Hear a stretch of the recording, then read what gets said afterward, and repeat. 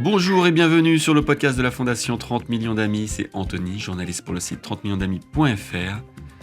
Pour l'épisode du jour, je vous fais voyager de l'autre côté de l'Atlantique et plus précisément au Mexique.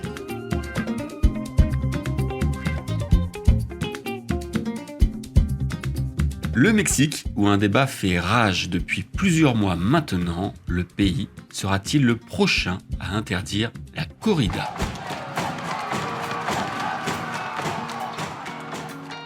À première vue, vous me répondriez « Impossible !» Le Mexique est l'un des pays où la corrida est la plus ancrée après l'Espagne.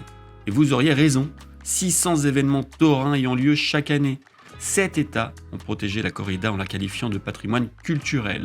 Bref, personne ne peut imaginer les toreros rangés dans leur banderille. Et pourtant, un juge du nom de Jonathan Bass a pris une décision qui marque un tournant monumental. Il a définitivement annulé la saison 2022-2023 à la Mexica, les arènes de la capitale Mexico, et accessoirement les plus grandes arènes du monde avec ses 41 000 places assises. Le juge a pointé la douleur excessive de l'animal et a estimé que, je cite, « La société veut aujourd'hui que l'on respecte l'intégrité physique et émotionnelle de tous les animaux.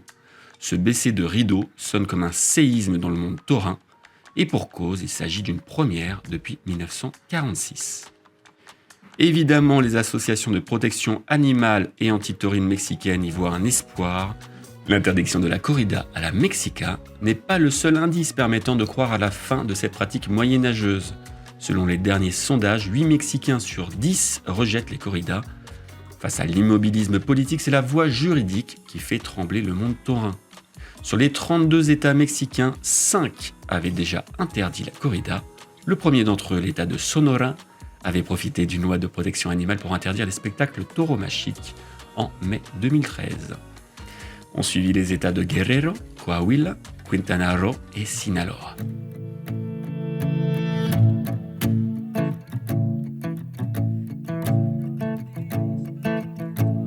Alors oui, la corrida reste bien ancrée au Mexique, mais un désintérêt croissant de la population et des actions juridiques de plus en plus pressantes pourrait sonner le glas de la barbarie. En dehors du Mexique, la corrida est à l'agonie dans d'autres pays d'Amérique latine, comme le Venezuela, l'Équateur et la Colombie. En France, le blocage est non seulement juridique, mais aussi politique. On l'a vu avec la proposition de loi avortée d'Aymeric Caron à l'Assemblée nationale. Pourtant, là aussi, la population veut la fin de la corrida. 71% de Français se sont exprimés en faveur d'une interdiction selon le dernier baromètre de la Fondation 30 millions d'amis réalisé avec l'IFOP en janvier 2023.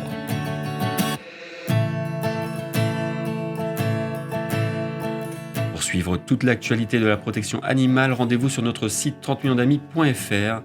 Vous pouvez aussi nous rendre visite sur les réseaux sociaux de la Fondation 30 millions d'amis, Instagram, Facebook, Twitter, TikTok ou YouTube. Une dernière chose avant de nous quitter, si vous avez apprécié cet épisode, partagez-le tout autour de vous. C'était Anthony, je vous souhaite à toutes et à tous une très belle journée.